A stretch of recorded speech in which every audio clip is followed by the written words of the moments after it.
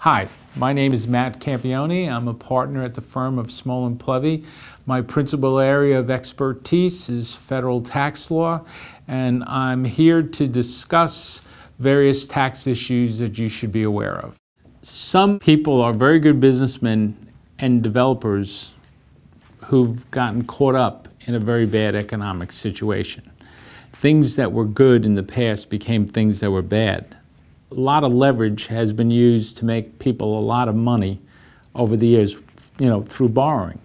And now these people are in a situation where their debt is way too heavy given the current economy relative to their activities. Right now, because of the troubled economy, as time goes on, there'll be a lot of cancellation of debt situations where people who are debtors are going to at some point in time be relieved of liability.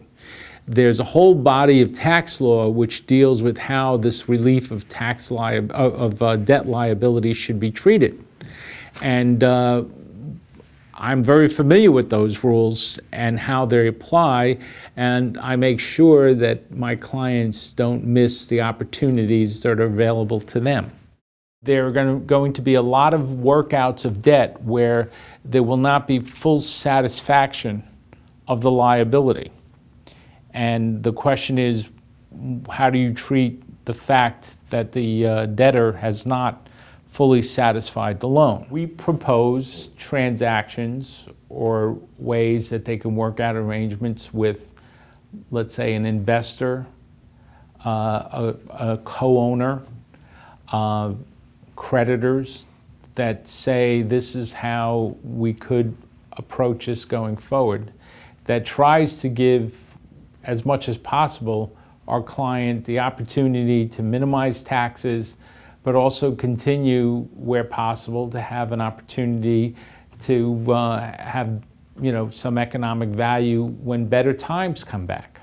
The developer and businessman could try to convince the creditor that, for example, if they extend the loan at lower interest rates, which are allowed under the current market, that they have the right person who understands the asset, understands the business, and that over time, when things get better, there'll be an actual plus to the, being there to rework the deal or restart or modify a business. So, sometimes it's a matter of letting them understand that you deal with the person you have if they're people of credential or with a good track record, you can use that. It could be a simple matter of telling them how they could match losses such as long-term or short-term capital losses against gains, which makes sure that they efficiently use a deduction that would otherwise sit on a shelf. It could be something simple like that.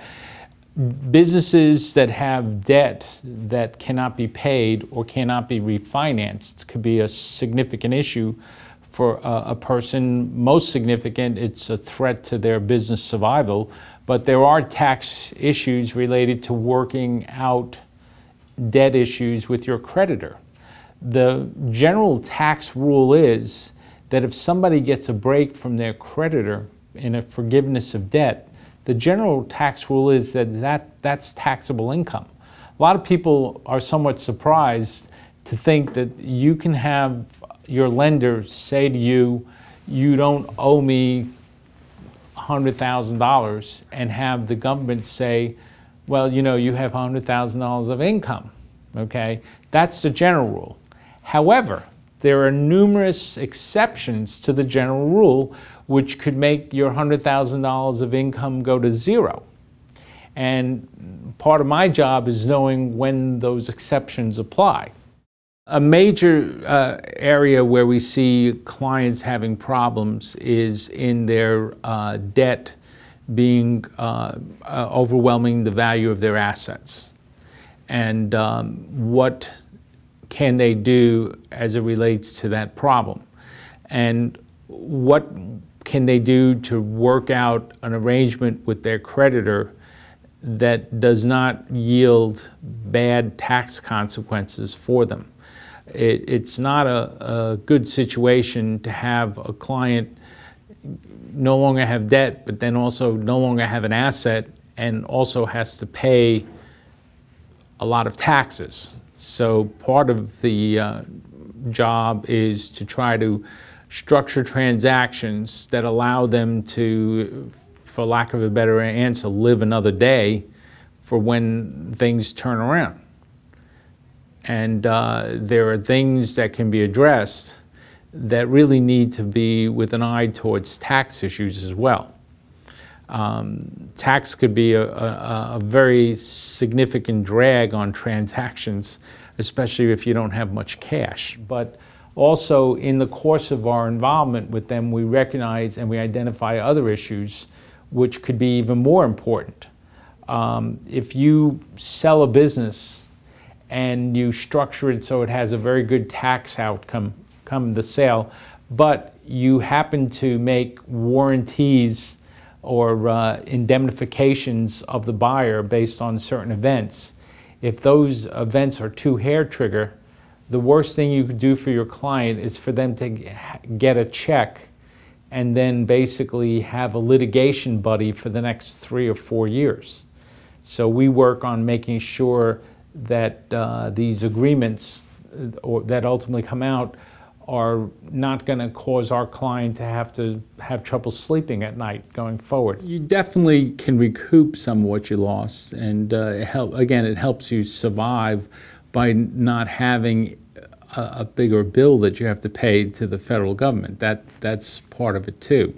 If you have to write a check, that in some instances, especially when there's little or no cash, that's disaster. If you can get money back based on your tax situation, that helps you a bit. I'm Matt Campione, a partner at Smolin Plevy, and if you would like me to address your specific tax situation, please contact me at my email is mjcampione@smolinplevy.com. That is mjcampione@smolenplevy.com, or you can call me at 703-790-1900.